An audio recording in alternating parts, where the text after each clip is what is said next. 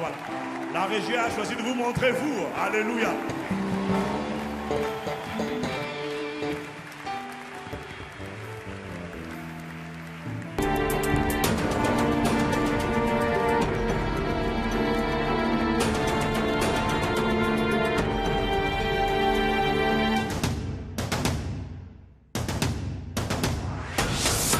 Tout enfant de Dieu a reçu le pouvoir de les écraser. Tu les écrases. Notre orateur du jour est le pasteur principal de la mission évangélique Vase d'Honneur en Côte d'Ivoire. Grâce à son organisation Message de vie, il parcourt les villes de la Côte d'Ivoire à travers des croisades d'évangélisation caractérisées par des guérisons et des délivrances miraculeuses. Sa récente mission en Centrafrique pour la restauration de ce pays fut un tel succès qu'elle lui a valu les remerciements de la première dame du pays. Ces révélations profondes de la parole de Dieu ont contribué à la transformation d'une multitude de personnes, notamment à travers Internet.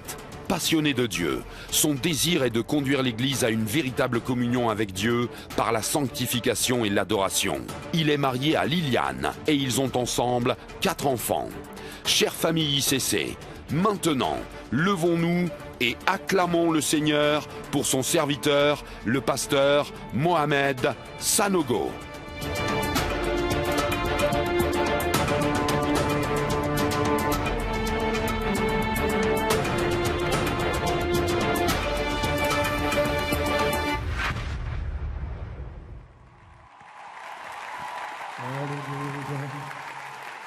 Merci Jésus. Est-ce qu'on peut encore pousser des cris de joie à l'honneur du Seigneur? Reçois la gloire. Alléluia.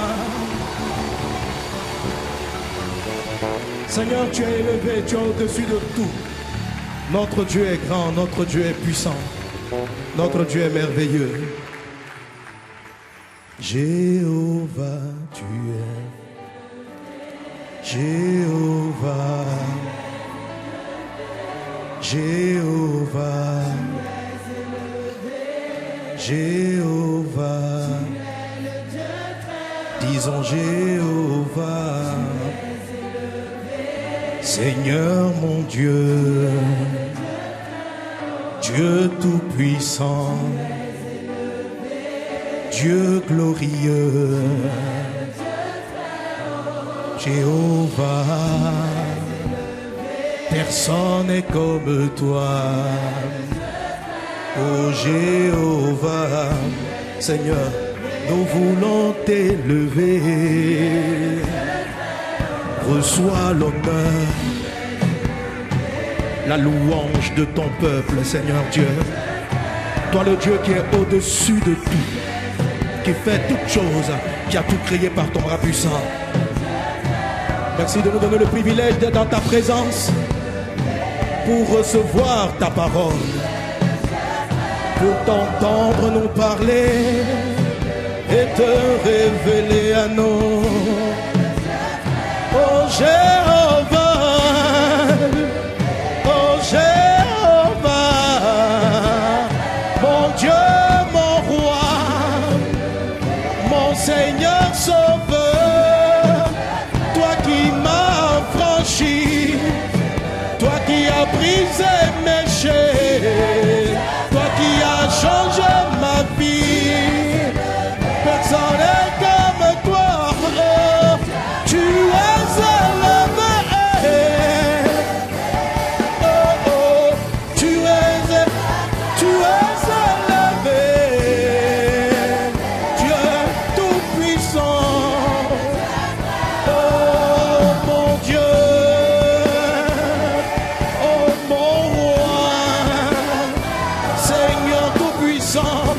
Jéhovah Jireh, toi qui pourvois mes besoins, toi qui me gardes tous les jours de ma vie, tu protèges mes pas, ta main est avec moi, je marche avec toi et je suis rassuré, tu es présent, oh mon Dieu. Merci pour ton esprit, pour ta présence, oh Jéhovah, Jéhovah, Jéhovah, Jéhovah, Jéhovah, Jéhovah, Jéhovah, Jéhovah,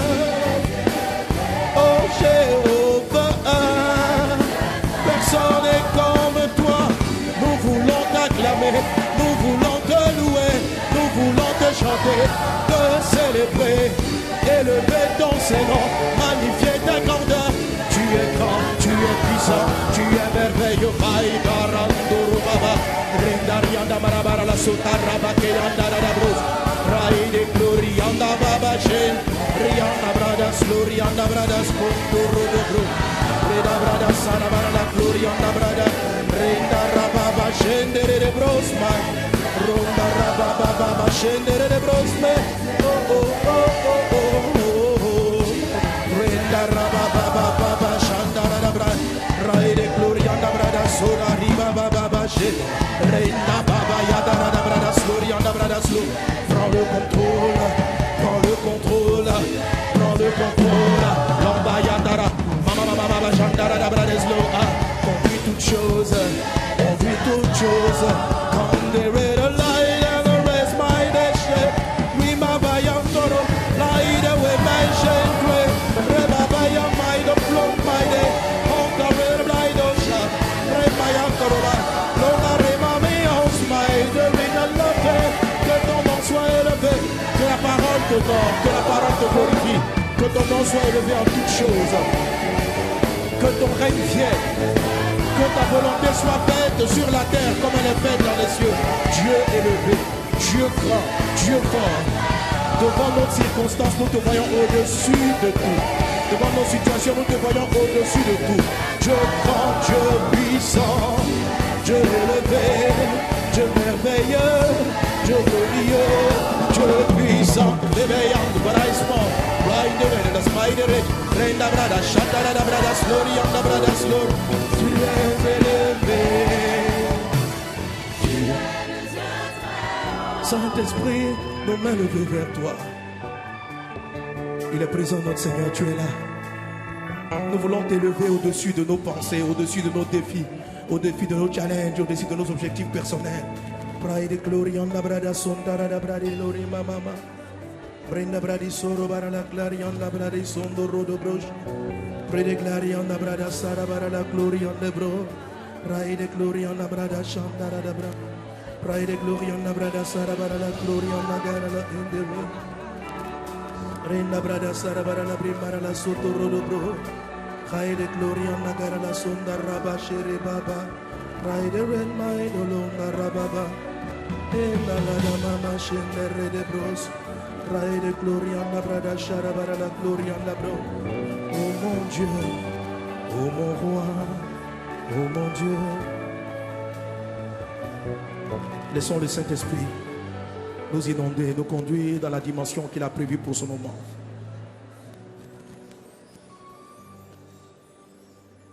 Simplement contemplons sa présence. Saint-Esprit. Saint-Esprit.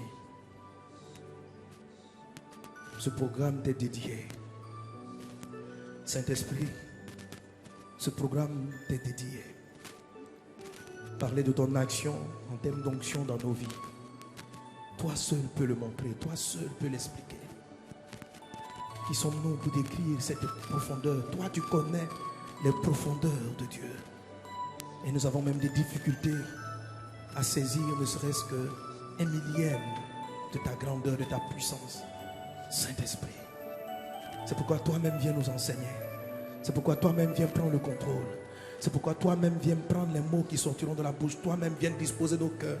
Car c'est toi qui convaincs les cœurs de péché, de justice et de jugement. Saint-Esprit, l'onction c'est toi, c'est ta présence dans nos vies. C'est ta présence sur nous, c'est ta puissance en nous. Saint-Esprit, Saint-Esprit, Saint-Esprit, prends le contrôle. Prends le contrôle. Prends le contrôle.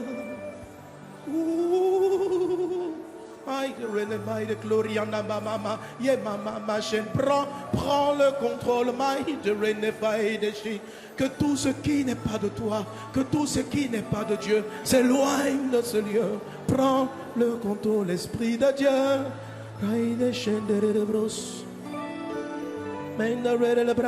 Saint-Esprit, Saint-Esprit, Esprit de Dieu, oh, nous avons besoin de toi. besoin de ta présence, besoin que tu nous enseignes, besoin que tu nous conduis. Esprit de Dieu, besoin que tu ouvres nos yeux. Esprit de Dieu, Saint-Esprit.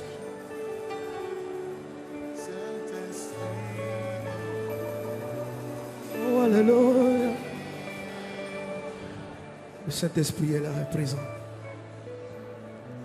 Laissons-le nous inonder jusqu'à nous faire déborder de l'onction, de sa présence. Recevoir l'onction pour influencer, lui seul peut l'expliquer. Au-delà des mots que nous dirons, au-delà des phrases, au-delà des déclarations, laisse sa sainte présence t'enseigner. Laisse sa sainte présence t'enseigner. Laisse sa sainte présence t'inonder. Laisse-le te remplir, laisse-le te combler. Laisse-le te remplir jusqu'à ce que sa gloire déborde de toi. La gloire déborde de toi. Je sens l'Esprit de Dieu se mouvoir sur toute cette assemblée, dans tout ce programme. La présence de Dieu est là. Depuis que ces moments ont été lancés, sa gloire est présente. Le Saint-Esprit est manifeste. Lorsqu'il arrive, l'onction brise le joug, l'onction brise les forteresses. Quel que soit le fardeau, quels que soient les défis avec lesquels tu es arrivé, la puissance de Dieu brise les chaînes.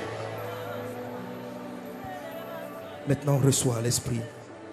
Sois rempli du Saint-Esprit. Je vois des gens qui reçoivent le baptême dans le Saint-Esprit. Le baptême dans le Saint-Esprit. Déjà, la gloire de Dieu, la présence de Dieu, la puissance du Saint-Esprit est à l'œuvre parmi nous. Je vois comme des mains qui sont en train d'être remplies de grâce. Et comme un revêtement qui vient sur certaines personnes. Saint-Esprit de Dieu. Saint-Esprit de Dieu. Saint-Esprit de Dieu. Rinda brada shurubara la gloria anda brada surubara la brimbara la sutarra baba. Praille de gloria anda brada chandara la bro Esprit de Dieu. Nous allons faire silence dans la présence du Saint-Esprit. Faire silence dans un dos mémé. Faisons silence.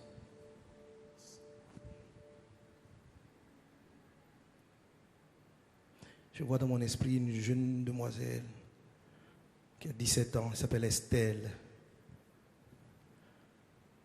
J'entends le nom d'Estelle. Je vois un âge 17 ans. Et depuis un moment donné, elle a un mal, mais on n'arrive pas à détecter exactement de quoi il s'agit. Mais dans la sainte présence de Dieu, je crois qu'elle est présente ici. Et sa mère aussi est là.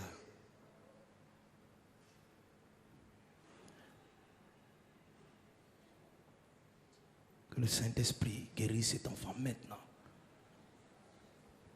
J'entends ce nom Estelle, je vois un âge de 17 ans. Une adolescente qui a un mal dont on ne sait pas exactement la source. Ça peut se manifester, je crois que par des douleurs dans la tête ou au cou, je ne sais plus trop. Mais Jésus l'a guéri. Maintenant, Saint-Esprit. Saint-Esprit. Saint-Esprit. Restons dans le calme, restons dans la présence de Dieu. Saint-Esprit. Merci parce que tu touches, tu visites, tu guéris, tu transformes, tu libères, tu restaures, tu transformes des vies, tu brises des chaînes et tu nous éclaires par ta puissance. Saint-Esprit, enseigne-nous. Amen. On peut acclamer Jésus. Alléluia. Alléluia. Amen. Amen. J'espère voir cette adolescente Estelle avant la fin de ce moment, juste pour prier pour toi. Mais je sais que là où tu es, tu as reçu la guérison, quel que soit l'endroit où tu es. Amen. Et d'ici la fin de ce moment, il faudra te rapprocher pour qu'on prie le Seigneur. Alléluia. Gloire à Dieu. Gloire à Dieu. Dis avec moi l'onction. Dis avec moi l'onction. Dis le Saint-Esprit. Amen. Nous bénissons le Seigneur pour cette glorieuse conférence pour la francophonie. Je veux rendre grâce à Dieu. Amen. Pour l'église Impact Centre Chrétien qui met à la disposition, qui se laisse utiliser par le Seigneur pour mettre à la disposition du corps de Christ ces merveilleuses rencontres qui ont lieu depuis plusieurs années. Amen. Et je crois que cette année, ce programme est venu pour entrer dans une nouvelle dimension.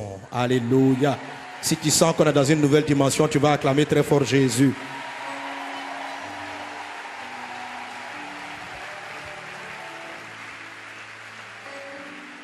Alléluia. Alléluia. Je veux rendre grâce à Dieu pour les leaders de cette œuvre. Je veux bénir le Seigneur pour le pasteur Yvan Castano. Amen. Pour ce merveilleux serviteur de Dieu, sensible au Saint-Esprit, un homme de Dieu. Un homme de Dieu. Est-ce qu'on peut acclamer le Seigneur Jésus pour son serviteur, pour son épouse, le pasteur Maud? Alléluia. Je veux bénir Dieu. Amen. Et pour tous les hommes de Dieu, pour tous ceux qui ont contribué à l'avancement de cette vision, pasteur Yves, amen, pasteur Abi et tous les excellents hommes et femmes de Dieu que vous êtes, tous les serviteurs, tous les stars, que Dieu vous bénisse abondamment. Amen. Amen. Alléluia. Gloire à Jésus. Nous allons nous rasseoir dans la présence de Dieu.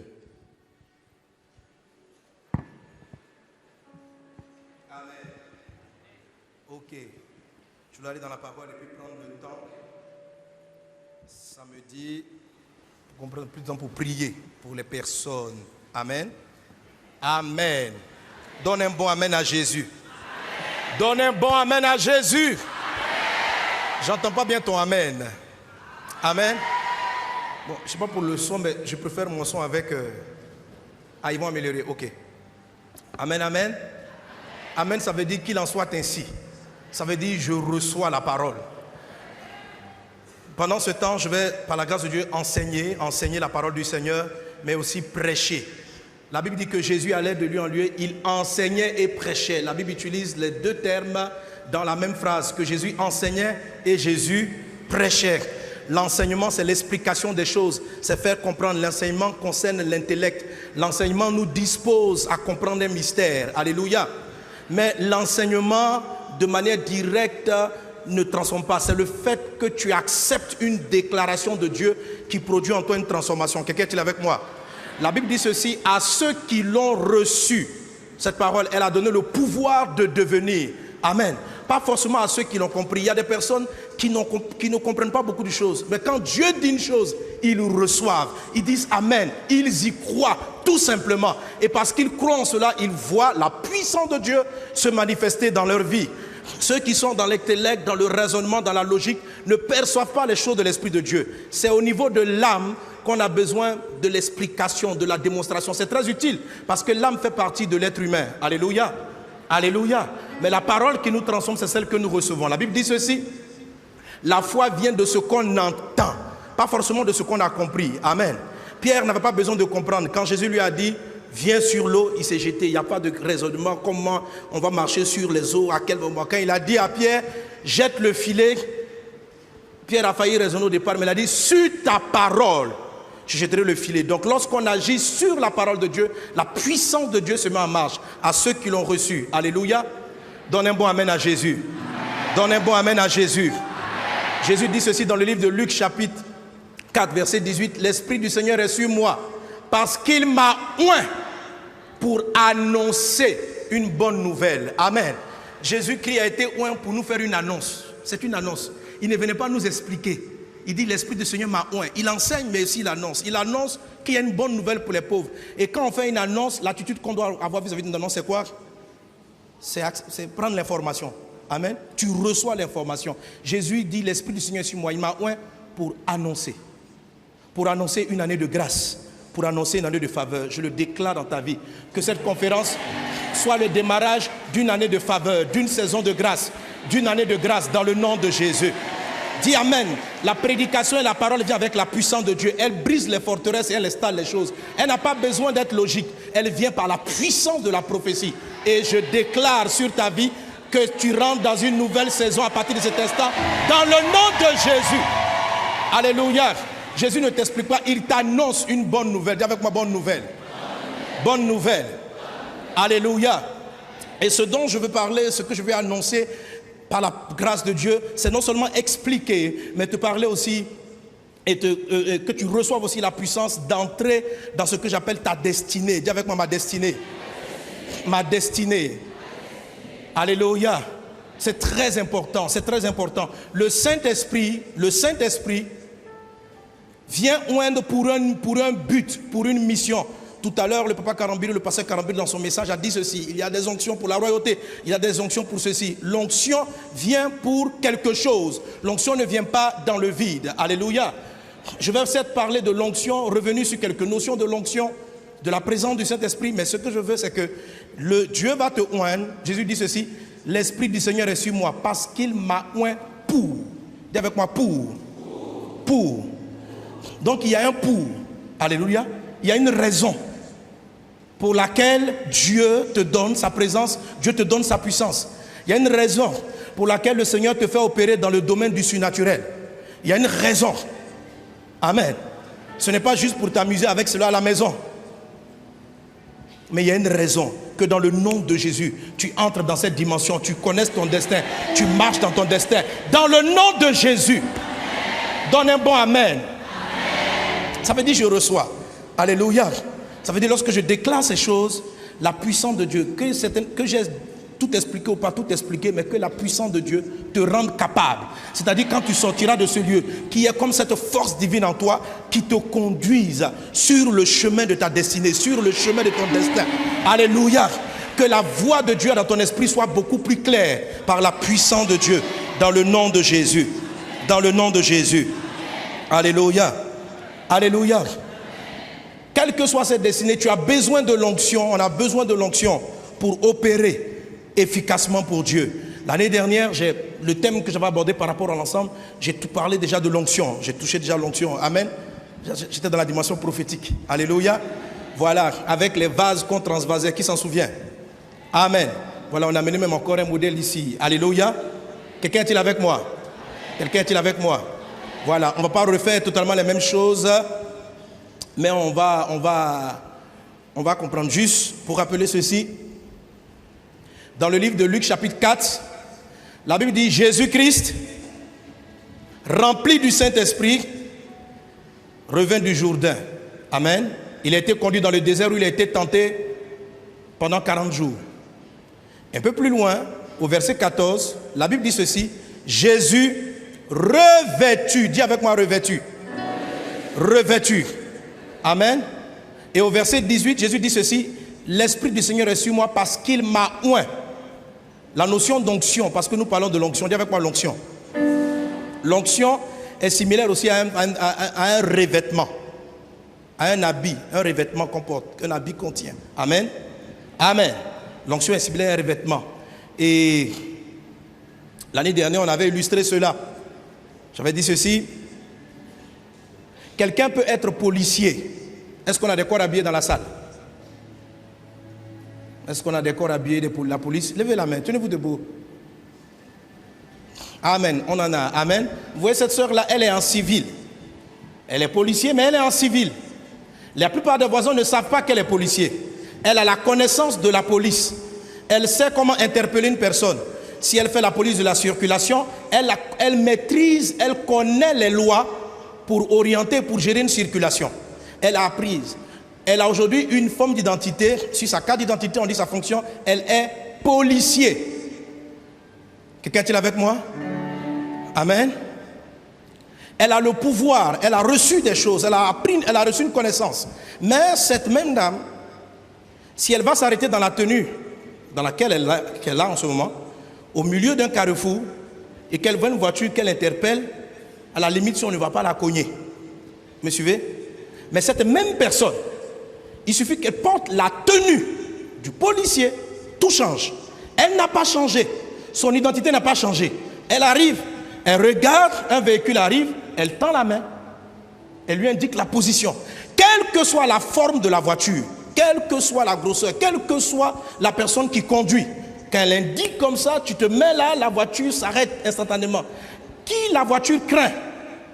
Est-ce que c'est le visage de la personne? Non, c'est l'habit qu'elle porte. Cet habit, qu'on appelle un revêtement, représente l'État, le gouvernement de la France.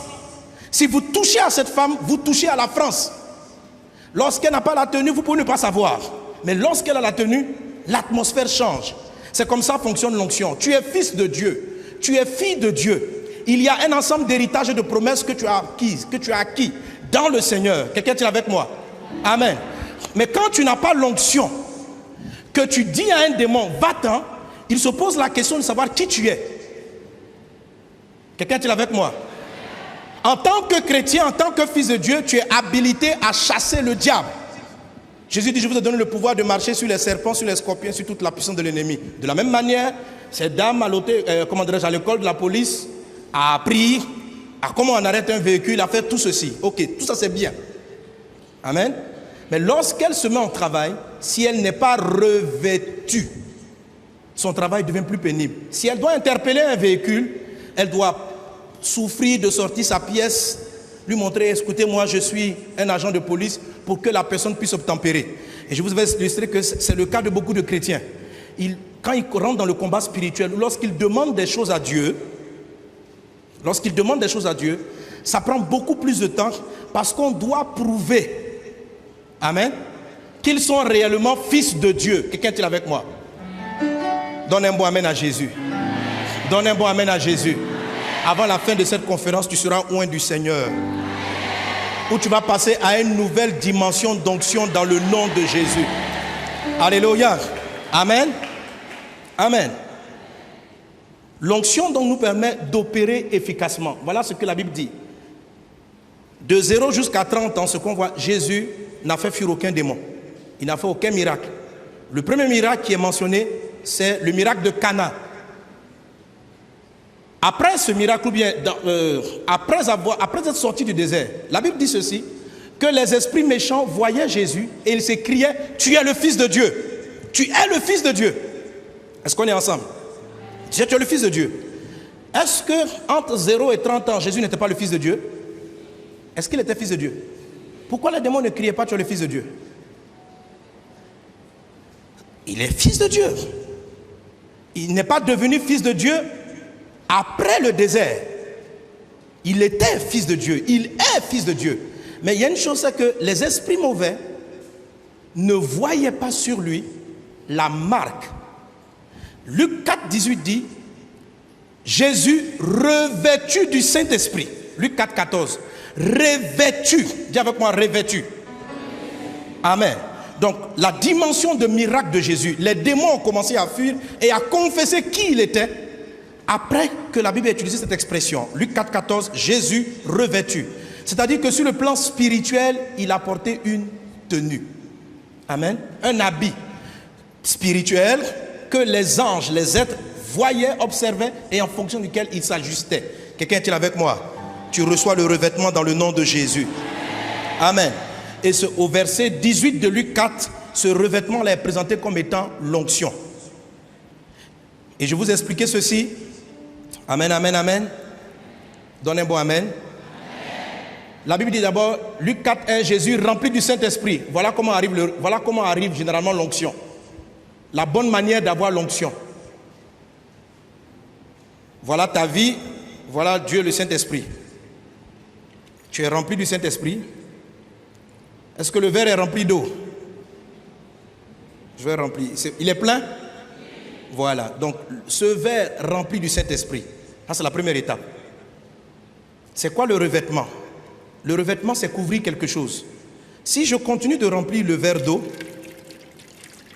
l'eau ne va plus rester à l'intérieur. L'eau va déborder. C'est ce qu'on appelle le revêtement. L'eau commence à revêtir la paroi extérieure. C'est-à-dire, la puissance de Dieu qui est dans la personne ne reste plus à l'intérieur. Elle devient maintenant visible dans le monde spirituel. Quelqu'un est-il avec moi? C'est pourquoi la Bible commence. Jésus est d'abord rempli.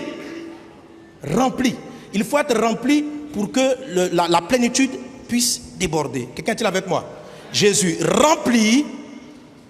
Il est parti dans le désert et puis après la Bible dit Jésus revêtu. revêtus. Quand vous lisez Actes des Apôtres, l'endroit où Jésus annonce l'avènement de cet esprit, regardez les expressions. Au début, il dit, dans peu de jours, vous allez avoir le baptême. Le baptême dans le Saint-Esprit, c'est quand l'Esprit rentre en nous. Le baptême, il nous remplit. Et il dit, dans quelques jours, l'Esprit de Dieu viendra sur vous. Le mot qu'il utilise, c'est sur, pas un. Sur. Sur, ça veut dire te couvrir. Il dit, c'est alors que vous serez mes témoins. Je suis en train d'expliquer que le fait d'être rempli du Saint-Esprit, de prier en langue, est une très bonne chose. Mais ce qu'on appelle le revêtement est une dimension supérieure. Est-ce qu'on est ensemble? Amen. Il faut laisser l'onction continuer à te remplir. Amen. Et puis, vous allez comprendre pourquoi je reviens sur ces choses. Et je sais qu'il y a des personnes qui n'ont pas suivi les autres fois, les précédentes fois. Amen. Amen. Ok. Ici, j'ai des verres de différents volumes. Suivez-moi bien. Amen. Ce verre-là, c'est toi. Tu as été rempli du Saint-Esprit. Quand tu grandis dans ta foi, lorsque tu évolues avec Christ, c'est comme si ton volume spirituel augmentait. Et tout à l'heure, on va toucher un point de l'augmentation du volume spirituel. Amen. Ce que j'appelle la prédestinée. Dis avec moi la prédestinée. La prédestinée. Alléluia. Voilà. C'est pourquoi je reviens pour que tu puisses bien comprendre ce dont je parlerai tantôt. Amen. Amen. Ce verre a un certain volume. Sa plénitude, on va dire peut-être 50 centilitres. Il est plein avec 50 centilitres. Quand vous grandissez en Christ, la Bible dit Jésus croissait. Quand plus vous devenez mature, quand vous mûrissez dans le Seigneur, c'est un peu comme si votre connaissance, votre vie en Christ s'élargit. Ce qui se passe, c'est que le Saint-Esprit en vous fait 50 centilitres. Si je renverse 50 centilitres ici, ce verre-là n'est plus rempli. Est-ce qu'on est ensemble? Quand on est ensemble, on fait comme ça. Alléluia. Alléluia. Et je vous avais dit cela et je le dis. On ne finit pas d'être rempli et d'être revêtu. Ce que je te dis, c'est que quand tu évolues d'un volume de ton niveau de foi ou de ton niveau de connaissance avec Dieu, quand tu progresses, tu atteins un certain niveau de volume. Ta plénitude d'hier n'est pas forcément ta plénitude d'aujourd'hui. Tu dois encore rechercher à être rempli et à être revêtu. Quelqu'un est-il avec moi? Alléluia. Simplement pour dire que le revêtement que tu avais quand tu avais 3 ans, les vêtements, les tailles de vêtements, quand tu avais 3 ans sont différentes de quand tu as eu 5 ans, quand tu as eu 10 ans, etc. De la même manière, l'homme spirituel grandit, il mûrit et plus il s'élargit, plus il a besoin il change de vêtements, il change de taille. La Bible présente l'onction comme un habit. La Bible parle d'un revêtement. Parlant de l'onction que Élisée a reçue, il est parlé d'un manteau. Quelqu'un est-il avec moi? Quelqu'un est-il avec moi? Amen. Donc plus tu t'élargis dans le Seigneur, plus ton ancien revêtement, il va commencer à te... Voilà. Et il te faut une nouvelle dimension. Qu'il en soit ainsi dans ta vie, dans le nom de Jésus. Les personnes qui ne comprennent pas cette évolution dans l'esprit ne peuvent pas comprendre pourquoi dans Actes des Apôtres, il est dit plusieurs fois que les apôtres sont remplis du Saint-Esprit. On n'est pas remplis une fois, parce qu'on évolue constamment dans le Seigneur. Quelqu'un est avec moi? Il y a eu plusieurs fois, ils ont été remplis. Alléluia. Parce qu'ils avaient pris une différente contenance dans le Seigneur. Amen. Et autant qu'on est rempli, on peut être aussi revêtu. Alléluia. Alléluia. Que tu sois revêtu dans le nom de Jésus. Que tu sois revêtu. Que tu sois rempli du Saint-Esprit. Et que cette présence du Saint-Esprit en toi déborde pour donner le revêtement. Amen, amen, amen. Amen. Maintenant, vous savez que même dans le monde séculier, il y a différentes sortes de revêtements. Amen. Je ne sais pas si j'ai mon image que j'ai demandé. Il y a le revêtement, par exemple, des policiers. Il y a le revêtement des militaires. Il y a le revêtement des médecins. Dans le monde naturel, si tu vois une personne qui est médecin, qui n'a pas son vêtement de médecin, tu ne peux pas la reconnaître. Il faut qu'elle te dise qui elle est. Lorsqu'elle porte la tenue, sa blouse, ou un signe distinctif sur sa voiture, une forme de revêtement, on dit, waouh, voilà, la personne est médecin. Amen. Et on sait dans quel secteur elle peut intervenir. Si vous voyez un militaire, vous ne vous attendez pas à ce qu'il fasse de la circulation. Ça peut arriver. Amen. Mais il a été formé pour... La tenue qu'il porte est pour mener des batailles sur le champ de bataille. Et même dans l'armée, il y a différentes tenues. Lorsqu'ils vont aller faire la guerre dans les déserts, ils portent des tenues qui ont la couleur sable. Lorsqu'ils vont aller faire la guerre dans des zones de forêt, le revêtement aussi prend une autre couleur. Quelqu'un est-il avec moi? Dans une même mission, dans une même dimension, ton revêtement peut changer de couleur en fonction de ce que Dieu veut faire avec toi. Quelqu'un est-il avec moi?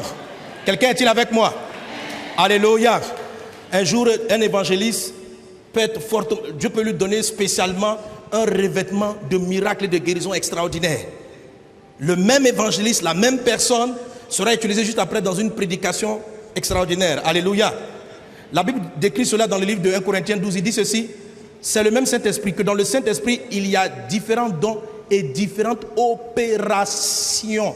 Le Saint-Esprit opère de différentes façons. Quelqu'un donne un bon amen. Quelqu'un donne un bon amen. Alléluia. Mais comme vous le voyez, chaque tenue transporte une mission. Lorsqu'un corps habillé va aller à un gala, il ne s'habille pas comme s'il partait en guerre. Ils ont des revêtements qui sied au moment solennel. Voilà, il ne va pas faire la guerre là, il va. Mais on sait que c'est un corps habillé. Quelqu'un est-il avec moi? Que Dieu te donne de porter tous les revêtements qu'il a prévus pour toi dans le nom de Jésus. Mais quelle que soit la forme de revêtement, elle est rattachée à un dessein, à un but, à une mission. Le thème de cet enseignement, c'est un pour influencer. Tu n'es pas appelé à influencer dans tous les domaines. Tu n'es pas appelé à influencer le monde dans tous les domaines. Il y a un ou plusieurs domaines spécifiques que Dieu t'a préparé à influencer. Et c'est par rapport à ces domaines-là que tu reçois l'onction. Dis avec moi, je reçois l'onction. Je reçois l'onction. Alléluia. La Bible dit dans le livre de Éphésiens, chapitre 2, verset 10. Éphésiens 2, 10.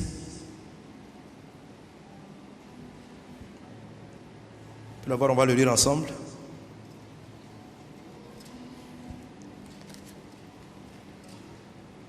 Ok, je vais dans mes notes. Lisons-le ensemble. 1, 2, 3. Car nous sommes son ouvrage, ayant été créés en Jésus-Christ pour de bonnes œuvres que Dieu a préparées d'avance afin que nous les pratiquions. Amen. Amen. Nous sommes son ouvrage, ayant été créés en Jésus pour de bonnes œuvres. Pour de bonnes œuvres. Il y a des œuvres que tu dois mener. Il y a des choses que tu dois faire. Il y a des œuvres que Dieu a préparées avant même que tu ne naisses. C'est par rapport à ces œuvres que se déploie l'onction dans toutes ses dimensions. Si tu fais d'autres œuvres pour lesquelles Dieu ne t'a pas créé, la Bible dit, nous avons été créés en Jésus, pour de bonnes œuvres. Ça veut dire que notre gène, notre manière d'être, notre façon de réfléchir, notre école spirituelle, tout cela a été conçu avec un dessein. Tu es formaté pour quelque chose. Et c'est ce qu'on appelle ton destin. Quelqu'un est avec moi?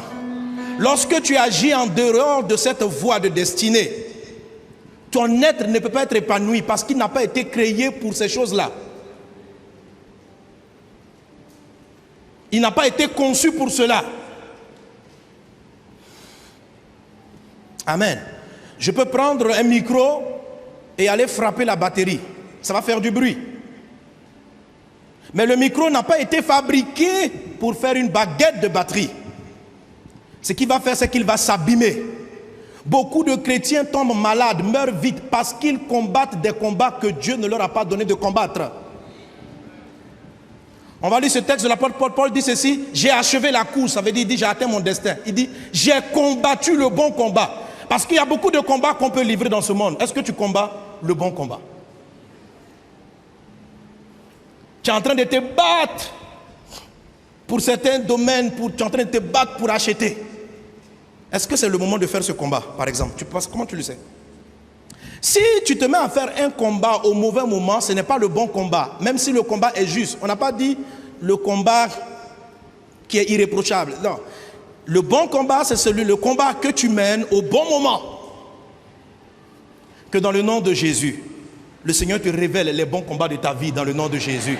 Et que le Seigneur t'éloigne des combats qui ne sont pas les tiens. Il y a des batailles que tu ne dois pas prendre. Il y a des défis que tu ne dois pas chercher à relever. Satan va venir te proposer du boulot, avec même de la rémunération. Il va te proposer d'essayer de faire comme certaines personnes. Mais ce ne sont pas tes combats. Il faut savoir c'est quoi tes combats. Dieu te oint par rapport à tes combats. Dieu te donne l'onction par rapport à ton combat. Il t'habille par rapport à ton combat. Il n'habille pas un médecin en militaire. Le médecin a été formaté, créé à l'école de médecine pour faire la médecine. C'est pour ça qu'on lui remet le revêtement. Le militaire a été créé à l'école. Le policier a été créé à l'école. La Bible dit, nous avons été créés en Christ. Christ est une école. Nous avons été créés en Christ pour de bonnes œuvres qu'il a préparées d'avance, afin que nous les pratiquions. Dis, je pratique mes bonnes œuvres. Je mène mon bon combat. Quelqu'un donne un bon amen. Quelqu'un donne un bon amen. Alléluia. Alléluia. Amen. Alors le but, ce que je commence aujourd'hui, je vais l'achever certainement, je vais l'achever mardi. Samedi, de quoi je dis samedi. Bien sûr, je ne finirai pas cette série. Le défi que nous on a les enseignants, c'est que il nous faut du temps. Voilà. Mais le CD sur pourquoi suis-je sur terre et toutes les questions sur entrer dans ma destinée sont disponibles. Amen. En DVD, voilà. Il faut que tu saches pourquoi Dieu t'a oint, pourquoi Dieu t'a créé en Christ. Alléluia. Alléluia. Alors rapidement pour saisir cela, c'est une chose que tu prendras dans ces enseignements. Il faut faire rapidement la différence entre certaines notions dans la parole de Dieu. Le terme de destinée, le mot utilisé pour la destinée, il faut bien le définir. La destinée, la mission et puis l'héritage. Ce sont des choses qui sont un peu confuses dans l'esprit des croyants. La destinée, ce n'est pas une œuvre. La destinée, c'est une finalité. La destinée est tirée du mot destination. C'est-à-dire, je quitte, donnez-moi un quartier. Bon, je viens, rappelez-moi, pardon, le nom du... On est où ça? On est à Montreuil, ok. Je quitte Bussy pour venir au palais des congrès de Montreuil. C'est ma destination. C'est ce qu'on appelle ma destinée. Tant que tu n'es pas arrivé là, tu n'as pas atteint ta destinée. Tu peux prendre la route du palais de Montreuil, mais ne pas atteindre ta destinée. La destinée, c'est ce qu'on dit à la fin de l'histoire. Mais pour quitter Bussy, pour atteindre ta destinée, il y a un ou plusieurs chemins. Quelqu'un est-il avec moi?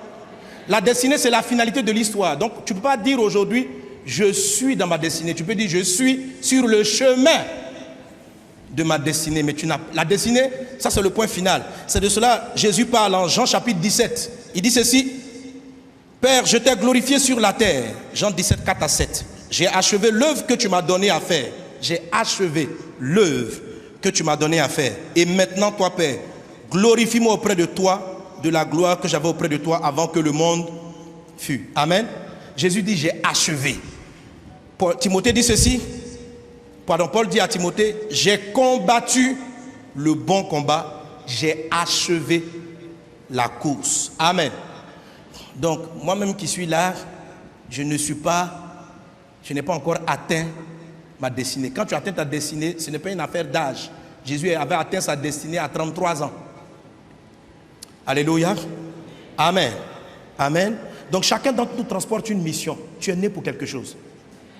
Tu es né pour un but. La Bible dit que Dieu a tout créé pour un but.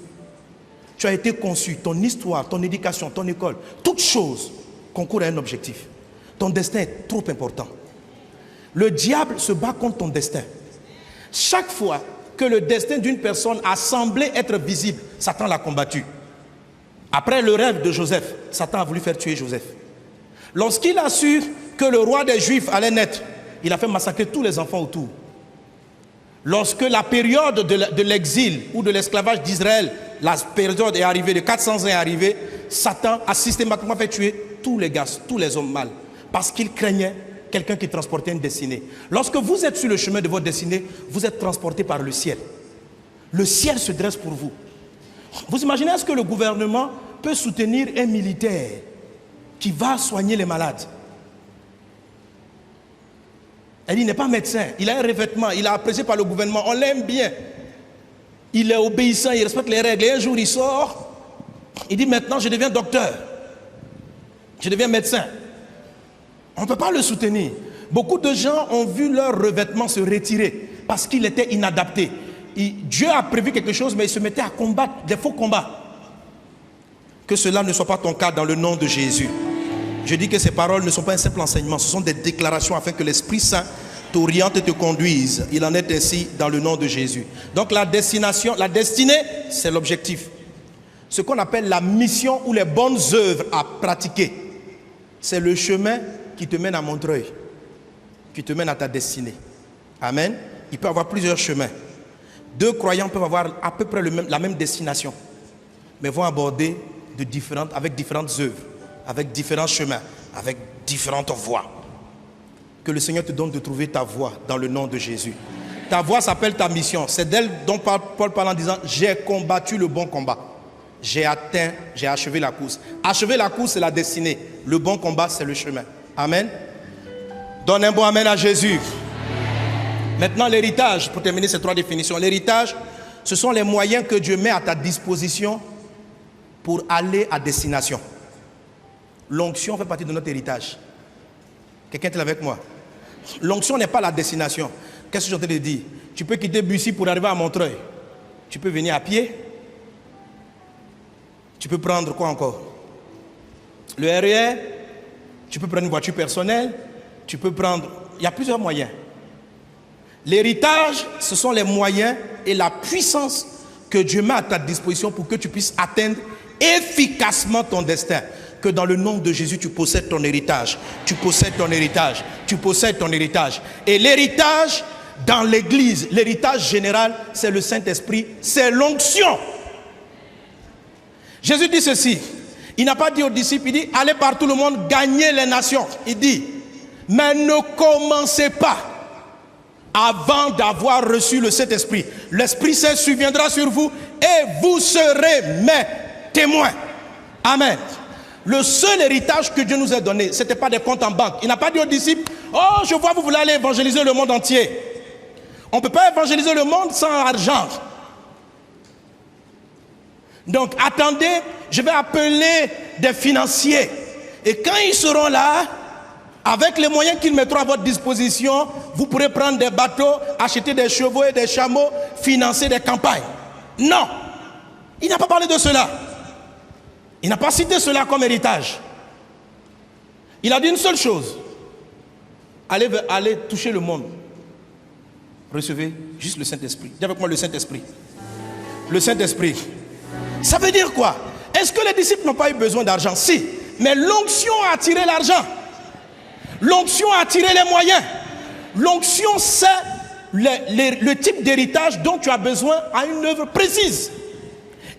C'est l'onction qui t'aide à combattre le bon combat. Est-ce que quelqu'un me suit?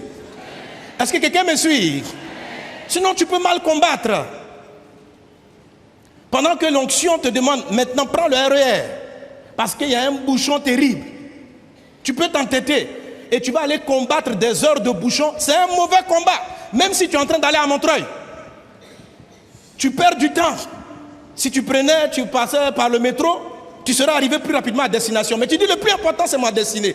Même ceux qui connaissent leur destinée ont besoin de l'onction. Les disciples savaient qu'ils devaient atteindre les nations. Il y a des fois, l'argent ne sera pas utile. Comment tu peux faire la différence entre les deux? C'est l'onction qui fait la différence. C'est pourquoi il dit, tout ce dont vous avez besoin, le Saint-Esprit. Le Saint-Esprit te montre comment éduquer tes enfants. L'onction enseigne. Écoute-moi. Tout ce la Bible dit, on va le lire. Toutes choses concourent au bien de ceux et qui sont appelés selon son. Le mot destin est lié à destin. Tout ce qui t'arrive concourt à ton bien si tu marches dans l'appel de ton dessein. Mais si tu es en dehors du chemin, les choses qui t'arrivent, ça ne contribue pas à ton bien. Je dis toutes choses concourent au bien. On dit de ceux qui sont appelés selon son dessein. Ça veut dire Dieu a eu un dessein. Il a eu un projet. Et il a appelé quelqu'un par rapport à son projet. Et c'est là qu'il dit toutes choses concourent au bien de ceux qui aiment Dieu. Ah, c'est un, toi tu aimes Jésus. Qui aime Jésus? Voilà, aimer Jésus n'est pas suffisant. Il faut aimer Christ, il faut l'adorer. Mais il faut connaître l'appel de son dessein. Il faut connaître cela. Toutes choses concourent au bien de ceux qui aiment Dieu et qui sont appelés. Retiens bien la notion d'appel. Selon son dessein. Il y a un appel. Donne un bon amen à Jésus. Dieu t'appelle. Tu reçois l'appel de ta destinée. Tu reçois l'appel de ta destinée. Tu reçois l'appel de ta destinée. J'ai dit, je ne peux pas tout expliquer, mais je sais que l'onction est dans cette salle. Je sais que le Saint-Esprit est présent et qu'il rend effectif la parole. Je sais que ce que je dis, c'est comme une annonce. Quelque chose va se passer dans ta vie. La puissance de Dieu va venir sur toi et te rendre capable de. Alléluia. La parole ne vient pas pour te condamner. Elle vient pour que tu comprennes ce que l'Esprit s'apprête à faire dans ta vie. Et que tu comprennes qu'il te conduise dans un type de chemin, dans une certaine façon de faire. Jésus ne procédait pas de la même manière pour guérir les malades. Ça fait partie de sa mission de guérir les malades. Certaines fois, il crache au sol. D'autres fois, il impose les mains. Une autre fois, il parle. Comment fais-tu la différence entre ces différents cas de prière? Comment tu fais? Il faut l'onction. C'est ça notre héritage principal. Quelqu'un donne un bon amen à Jésus. Et c'est pas moi qui le dis. Éphésiens chapitre 1, verset 13 à 14. Il est dit: en lui, vous aussi, après avoir entendu la parole de vérité, l'évangile de votre salut, en lui vous avez cru, vous avez été scellés du Saint-Esprit qui avait été promis, lequel est un gage de notre héritage pour la rédemption de ceux que Dieu s'est acquis à la louange de sa gloire. Amen. Voilà, le Saint-Esprit, amen, c'est le gage de notre héritage. Amen. Donc quand tu dis je possède mon héritage, c'est le Saint-Esprit. Le reste, il va te montrer quelle est la partie, quelle est la spécificité de cet héritage. Amen. Une autre chose importante que je veux que vous compreniez, là, suis-moi très bien encore. Il y a deux grandes formes de destinée possibles. Deux grands chemins. Amen. Tu peux être hors du chemin de ta destinée. Parenthèse rapide. La destinée n'est pas une fatalité. C'est-à-dire, c'est pas parce que Dieu a écrit que tu vas sauver la terre que tout va se passer pour que tu s'accomplisses. Non, tu peux sortir de ta destinée. Saül est sorti de sa destinée. Quelqu'un est avec moi? J'ai dit, je mets devant toi la vie et la mort. Choisis la vie afin que tu vives. L'homme a la liberté de choisir. Les animaux sont prédisposés, ils sont créés et ils font exactement ce qu'ils sont programmés à faire. Mais l'homme a la grâce d'avoir la liberté de choisir. Et en dehors du fait de manquer la voie de son destin, il y a deux grands types de destinées possibles. L'onction divine, qui vient pour influencer, est dans le premier type de destin, premier dans le temps. Amen. Mais dans la vie réelle, il est comme le second, la seconde destinée qui nous est proposée. Jérémie chapitre 1 verset 1, il est dit: parole de Jérémie, fils de Hilkija, l'un des sacrificateurs d'Anatoph dans le pays de Benjamin. Le prophète Jérémie, avant d'être un prophète, était un bon sacrificateur. Un sacrificateur. En tant que sacrificateur, il a sa formation, il a sa vie. Comme tu es là, tu m'entends, tu es médecin, plombier, comptable, administrateur. En fait, ce que je suis en train de dire, c'est que l'éducation, la vie, l'environnement te donne une forme de destination. Te trace un chemin. J'appelle cela, moi, le destin naturel, même pas naturel. Et il y a une deuxième forme de destinée, la destinée divine. Dis avec moi, destinée divine. Jérémie était un sacrificateur. Ses parents l'ont formé. On pouvait anticiper son futur. Lorsqu'on voit les écoles que tu as faites, lorsqu'on voit la façon dont tu as vécu, on peut dire, cet homme-là, voilà ce qu'il sera dans tel nombre d'années. On peut prévoir. Quelqu'un qui rentre à l'école de médecine qui est brillant, on peut dire, il sera médecin. Mais la destinée spirituelle, la destinée divine est totalement différente. La plupart des chrétiens s'embrouillent dans leur destin parce qu'ils confondent la destinée naturelle avec la destinée divine. L'onction de Dieu vient sur la destinée divine. Par la naturelle. Quelqu'un donne un bon amen. Jérémie était sacrificateur. Un bon sacrificateur. La destinée naturelle n'est pas négative. C'est celle qui nous donne à manger, c'est celle avec laquelle on vit, avec laquelle on fonctionne. Mais il y a une autre destinée. Regardez ça. Jérémie chapitre 1, verset 5. La Bible dit ceci. Lisons-le ensemble. 1, 2, 3. Avant que je t'eusse formé dans le ventre de ta mère, je te connaissais. Et avant que tu fusses sorti de son sein, je t'avais consacré, je t'avais établi prophète des nations. Alléluia. Jérémie est devenu sacrificateur à partir de sa naissance. Mais il y a une autre forme de destinée qui a pris place avant même qu'il n'apparaisse dans ce monde. Ton destin a été écrit d'avance. Le destin divin. Le destin naturel, c'est la maison dans laquelle tu as grandi. Les expériences que tu as faites, ça te destine à une chose qui n'est pas forcément négative. Mais Dieu vient expliquer à Jérémie, toute ta vie tu as appris à être sacrificateur. Je dis, avant que tu ne naisses, je te connaissais. Et je veux dire à une personne, Dieu te connaissait. Ce que je vais développer un peu samedi, c'est Dieu te connaît. Il ne t'a pas connu quand tu es né.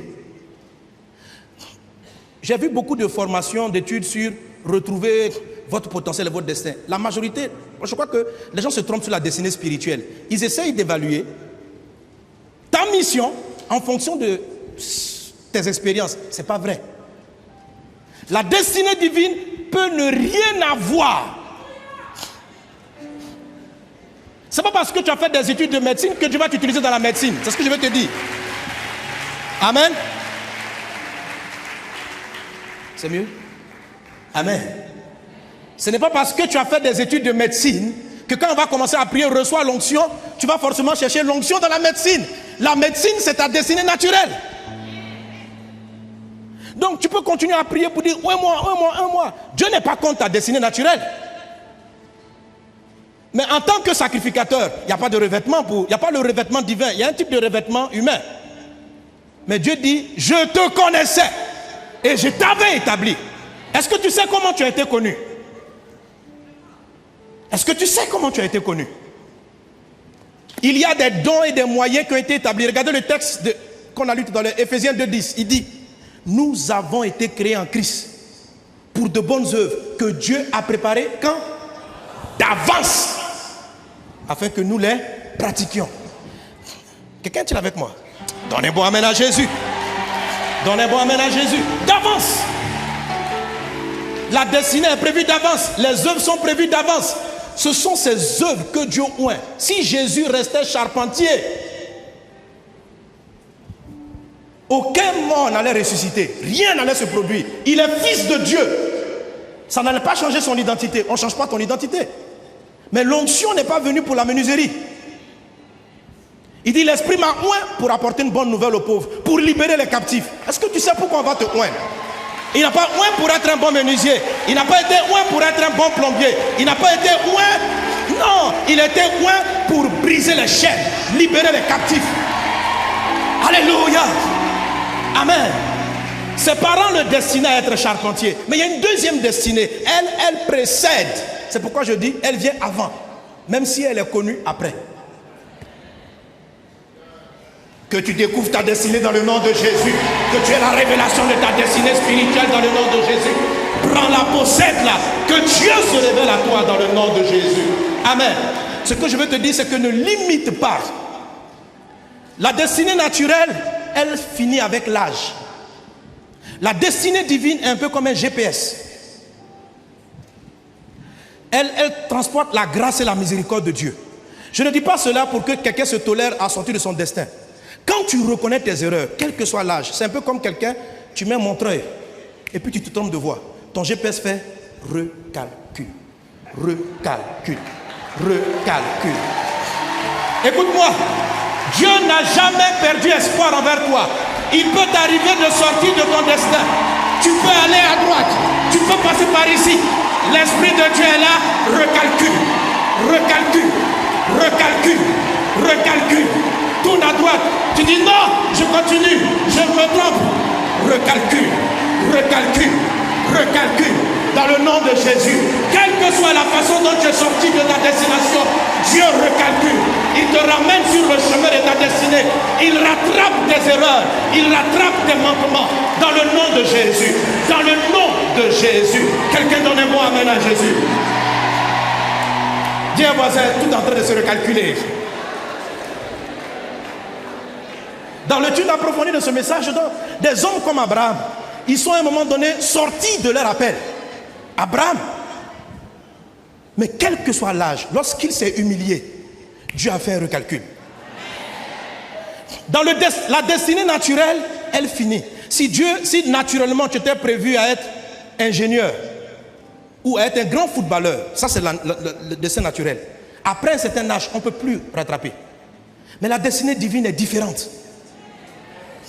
Elle est différente. Il y a en elle la rédemption. Il y a en elle le rachat.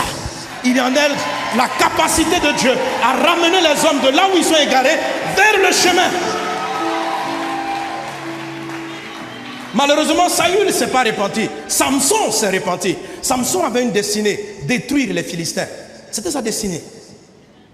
À un moment donné, il a dévié de la voie.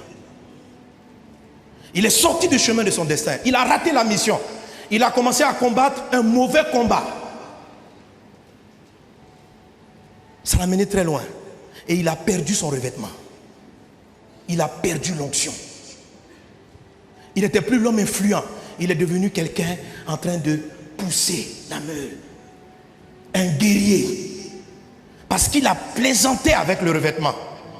Il est sorti de la voie. Tu voulais t'accoutumer aux Philistins, vivre avec eux. Voilà, maintenant tu es au milieu d'eux comme un esclave. Je t'avais un pour les vaincre. Je t'avais un pour les écraser. Et tu es sorti du chemin. On lui a cassé les yeux. Et ses cheveux ont repoussé. Et avec les yeux cassés, dans la détresse, il a dit, oh Dieu, pardonne-moi. Je n'ai pas suivi la voie que tu avais tracée pour moi. Il a invoqué la grâce de Dieu. Il dit, mais permets à ce qu'aujourd'hui je meure, mais avec tous mes ennemis. En quelques minutes, le recalcul a ramené Samson sur le chemin de sa destinée. Et Dieu ce jour-là avait regroupé les rois des Philistins, leurs chefs, les différents princes. Ils sont tous morts. Ce que Dieu avait dit a fini par s'accomplir, parce qu'à un moment donné, il est revenu sur la voie. Que Dieu te ramène sur la voie.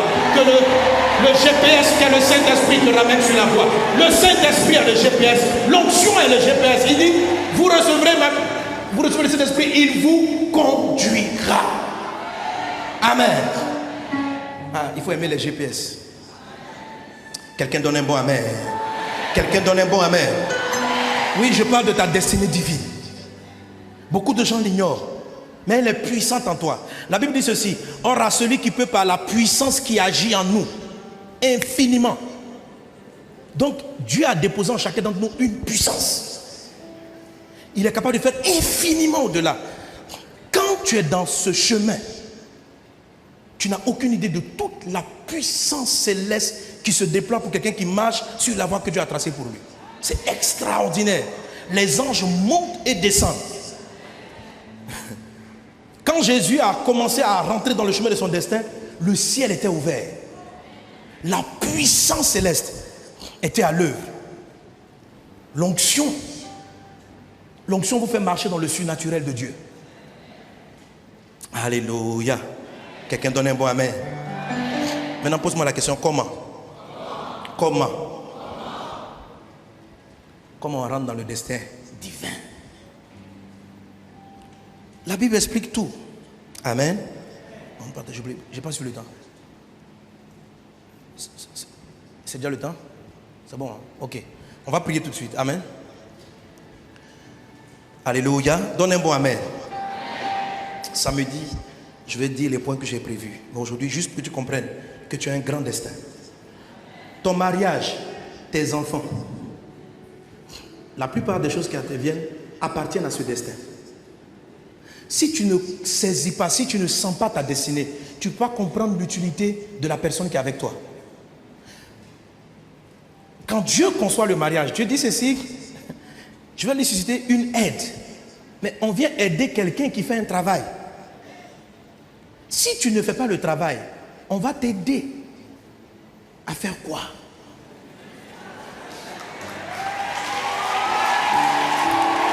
Alléluia. Le destin marque toute chose. Je n'ai pas le temps de te mais il y a des points qui sont par exemple importants dans votre destin. Si il y a des choses qui vous arrivent, qui concourent à votre bien, qui font partie de votre destin, mais qui ne sont pas déterminants pour votre destin. Il y a des événements de la vie de tous les jours qui ne sont pas déterminants pour votre destin.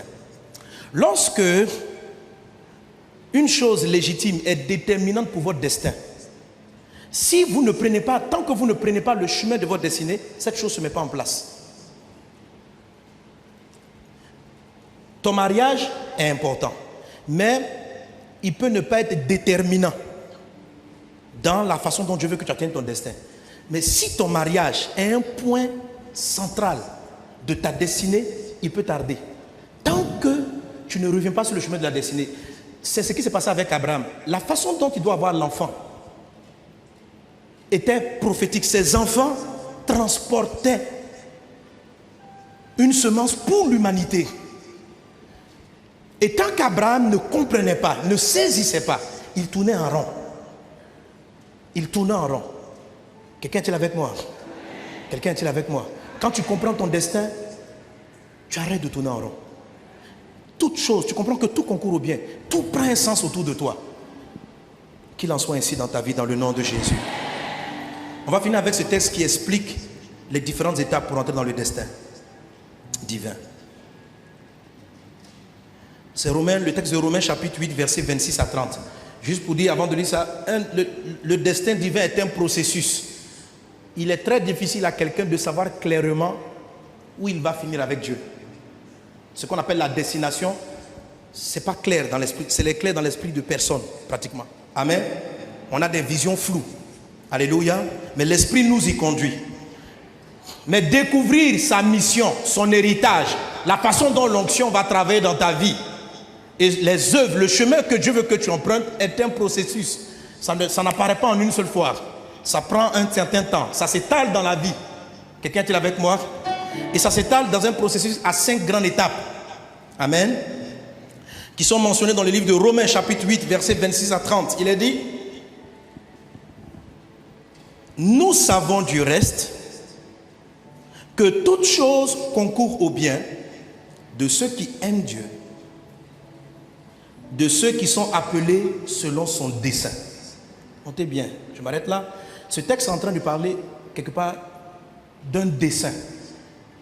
Tout ce qu'il va dire par la suite est relatif à ce dessein. Il y a une destinée à atteindre. Il dit toute chose concourt au bien de ceux qui aiment Dieu. Tu as aimé Jésus, amen, et de ceux qui sont appelés selon son dessein. Maintenant le verset 29, il sort cette phrase. Il dit: car ceux qu'il a connus d'avance. Ça vous dit quelque chose, connaître d'avance? C'est la même phrase prononcée à Jérémie. Avant que tu ne sois formé dans le ventre de ta mère, je te connaissais, je t'avais établi. Donc, Romains 8, 28, il dit tout ce groupe de ceux qui vont dans le dessein de Dieu. Et le verset 29, il dit: car ceux qu'il a connus d'avance. Cette expression, il l'utilise quand il m'a parlé du destin d'une personne. Amen. Ceux qu'il a connus d'avance, c'est la première étape, connaître d'avance. Il les a aussi prédestinés. Là, le mot destiné est sorti. Amen. Ce que Dieu nous montre dans ce texte, c'est que Dieu ne nous révèle pas d'abord notre destinée. Il nous montre notre prédestinée. Quelque chose qui précède la destinée. Donc, ceux qu'il a connus d'avance, il les a prédestinés. Dis avec moi, prédestinés. Beaucoup de gens sont en train de prier: Seigneur, montre-moi ma destinée. Ce n'est pas ce qu'il faut demander d'abord. C'est plutôt ta prédestinée. Dieu t'a prédestiné. Tu es quelqu'un de prédestiné. Tu as une grande destinée. Mais suis le processus. Il te connaît d'avance. Il te prédestine. Ceux qu'il a connus d'avance, il les a prédestinés. Dis avec moi: je suis prédestiné. Je suis prédestiné. Donc prédestiné, c'est ce qui précède la destinée. C'est ce qui vient avant. Donc avant de connaître ma destinée, il y a certaines choses qui sont en place dans ma vie qui précèdent cela. Et certains moments, ce sont des choses très importantes. Il est dit: Il les a prédestinés à être semblables à l'image de son Fils, afin que son Fils fût le premier-né entre plusieurs frères. Verset 30, on lit ensemble. Ce qu'il a, il les a aussi. Amen, on s'arrête là. Il les a. Alléluia. Il y a un moment, après, quand tu as saisi ce qu'on appelle ta prédestinée, tu vas entendre ton appel. L'appel, c'est ce qui te donne ta mission. Et à un moment donné, il vient voir Jacob, il dit, on ne t'appelle plus Jacob, on t'appelle Israël. Ton appel, l'onction vient par rapport à ton appel. Tu es appelé à faire quoi? Dieu t'appelle à quoi? Mais l'appel est précédé de la prédestinée. Certains chrétiens reçoivent leur appel, d'autres ne reçoivent pas l'appel. Ils pensent que Dieu ne les a pas appelés. En fait, Dieu t'appelle, mais tu n'entends pas parce que tu n'as pas compris ta prédestinée. Si tu ne saisis pas la prédestinée, Dieu va t'appeler dans le vide. Tu ressembles à Samuel bébé. Dieu l'appelle, il dit, mais qu'est-ce qui se passe? Où elle appelle? Jusqu'à ce que son père spirituel lui dise, dis ceci à Dieu. Il y a quelque chose qui précède. La Bible dit, Dieu parle tantôt d'une manière, tantôt d'une autre. Beaucoup d'entre nous ont déjà reçu leur appel. Mais ils ne l'ont pas entendu à cause de l'étape de la prédestinée. Qui n'ont pas saisi. Mais tu saisis ta prédestinée dans le nom de Jésus. Et tu entends le son de ton appel dans le nom de Jésus. Amen. Mais l'appel n'est pas suffisant. On a appelé Saül. Mais il n'est pas entré dans son destin. La Bible dit, ceux qu'il a fait quoi? Ceux qu'il a appelés, il les a aussi justifiés. Le mot justifié, c'est là qu'on a vraiment l'onction. C'est à partir de... Justifier, ça veut dire qualifier. Justifier, ça veut dire rendre apte.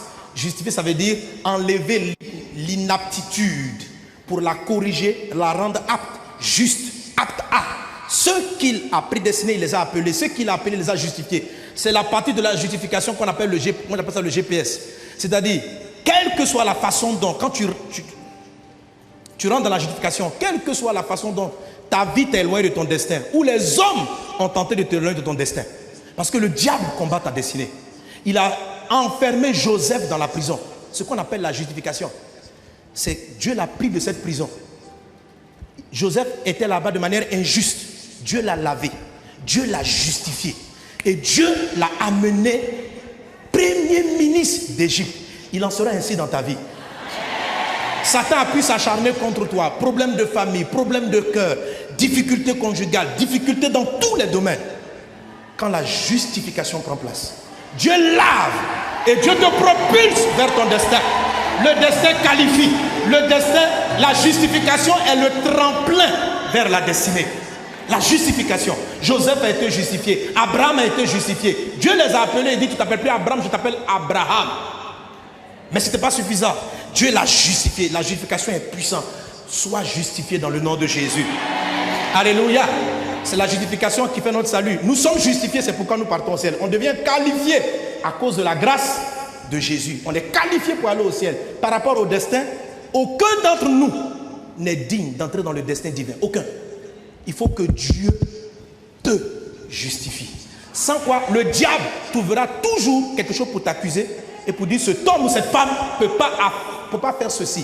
Il va y avoir des choses qui vont te culpabiliser, qui vont dire, mais regardez, avec mon diplôme, ma connaissance, comment Dieu peut m'utiliser comme ça? Laisse la justification parler. Dieu va te justifier. Dieu te justifie. Dieu te justifie. Dieu te justifie. Et il dit, ceux qu'il a justifiés, il les a glorifiés. Ça parle de l'élévation. Glorifier, c'est la dimension où ton destin est capable de... Ton destin, ton onction ne s'arrête même plus à toi. Elle descend sur les enfants de tes enfants. Quand quelqu'un rentre dans la gloire, il ne transporte plus son destin, lui, ça dégage de sa vie. Même ses enfants sont puissants. Ismaël, malgré qu'il ne soit pas, il soit un enfant d'erreur, il transportait la puissance parce que Abraham était rentré dans une forme de gloire. Quand tu rentres dans la gloire, il faut même faire attention de faire des erreurs parce que la gloire de Dieu avec toi, ce que tu dis est puissant et tu engendres, ton destin influence plusieurs générations. Alléluia. Il y a des gens qui ont de grands destins qui bâtissent de grandes œuvres. Mais après leur mort, leurs œuvres disparaissent. Simplement parce qu'ils ont été justifiés, mais ils ne sont pas rentrés dans la glorification. Donc ils n'ont pas laissé un bien aux enfants de leurs enfants. Tout destin bénit un enfant et transporte ceux qui sortent de nos entrailles à porter cela. Et la glorification est celle qui te permet d'entrer pleinement dans ton destin. Que Dieu te bénisse, que sa parole porte du fruit en toi.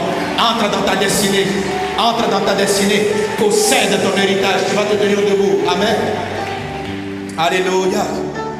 Quelqu'un acclame Jésus. Amen. Alors, samedi, pendant le temps que j'aurai, je ne vais pas bien sûr traiter les 5 phases. Je vous en prie, prenez les coffrets. Amen. Amen. Je vais juste m'attarder sur un ou deux aspects. Quelques mots sur la prédestinée.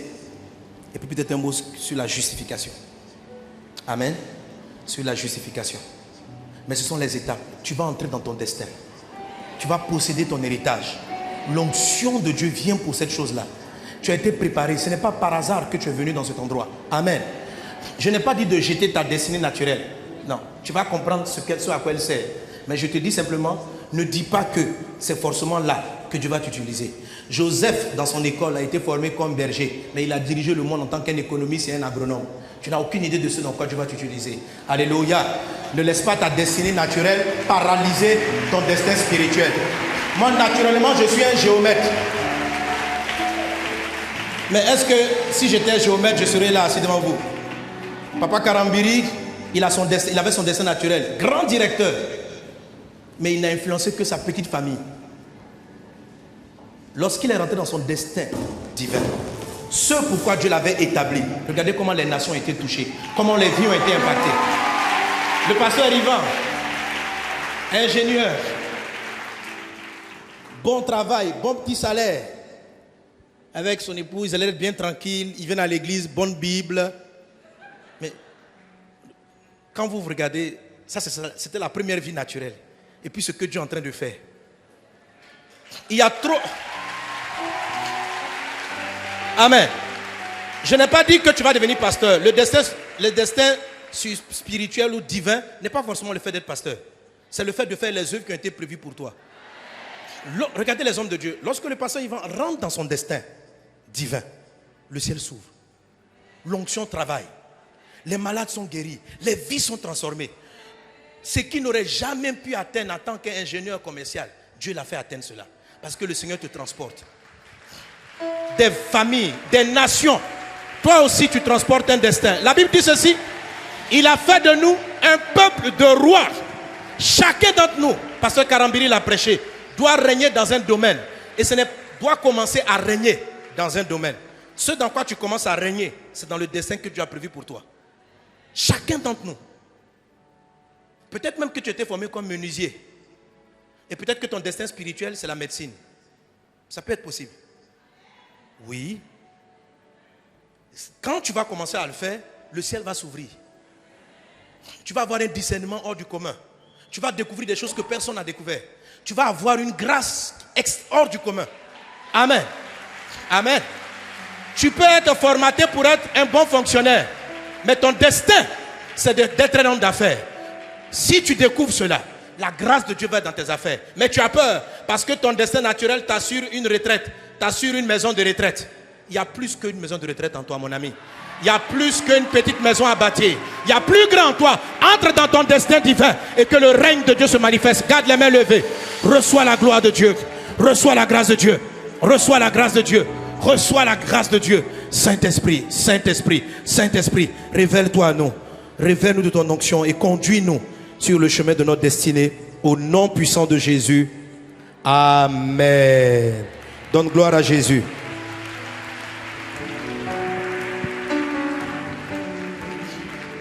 Parlons, parlons.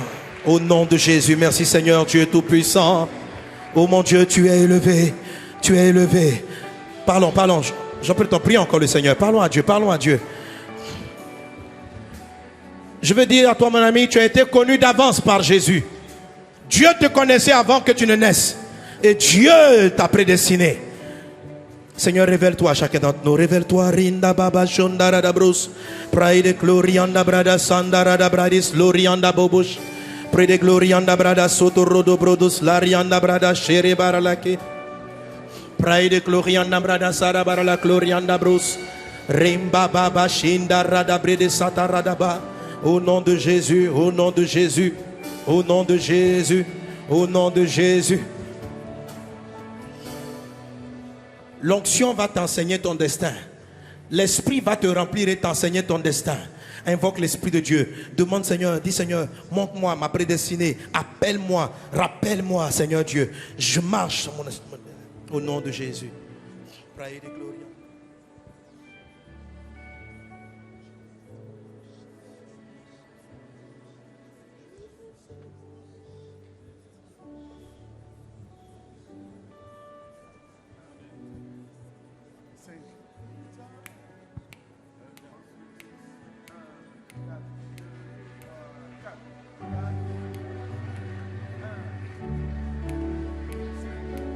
Je possède mon héritage. J'entre dans ma destinée, mon héritage. J'entre dans ma destinée, j'entre dans ma destinée. Je possède mon héritage. Je possède mon héritage. J'entre dans ma destinée, j'entre dans ma destinée. Mon héritage, j'entre dans ma destinée, j'entre dans ma destinée, je possède mon héritage, je possède mon héritage, j'entre dans ma destinée, j'entre dans ma destinée, mon héritage, j'entre dans ma destinée. Je possède mon héritage. Je possède mon héritage. J'entre dans ma destinée. J'entre dans ma destinée. Mon héritage. Encore. J'entre dans ma destinée.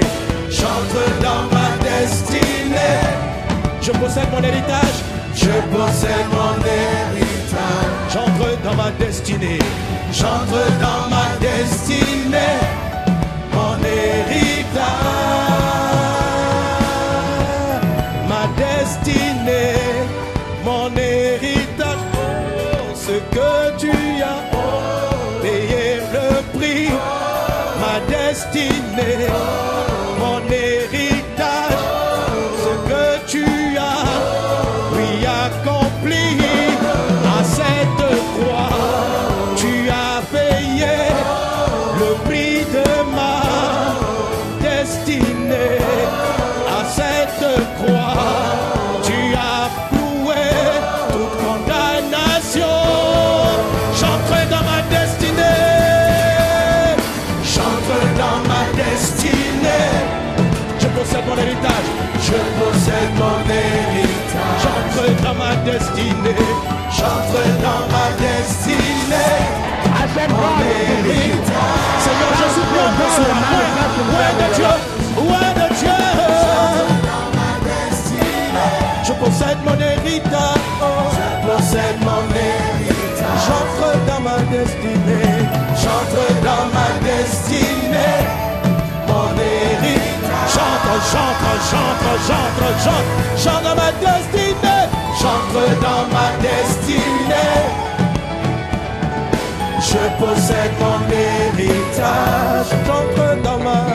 J'entre dans ma destinée. Mon héritage. J'entre dans ma destinée. J'entre dans ma destinée. Je possède mon héritage. J'entre dans ma destinée. Mon héritage. J'entre dans ma destinée. J'entre dans ma destinée.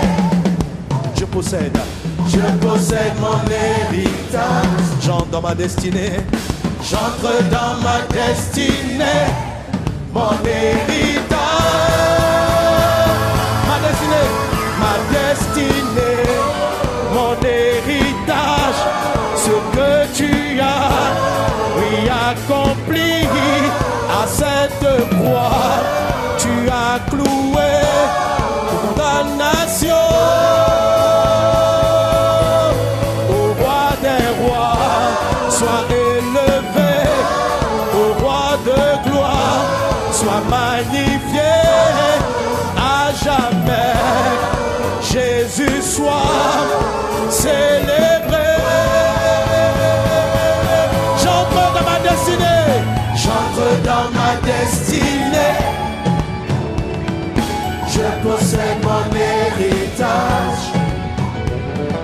J'entre dans ma destinée, mon héritage.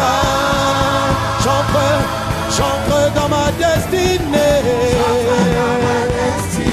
Je possède mon héritage. Je possède mon héritage. J'entre dans ma destinée.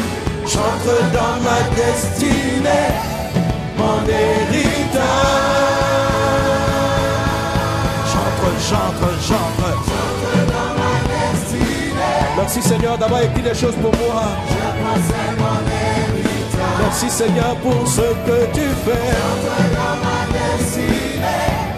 Mon héritage. Encore, j'entre dans ma destinée. J'entre dans ma destinée. Je possède mon héritage. J'entre dans ma destinée. Mon héritage. Maintenant, juste avec les mains, sans les instruments. J'entre dans ma destinée. Je possède mon héritage.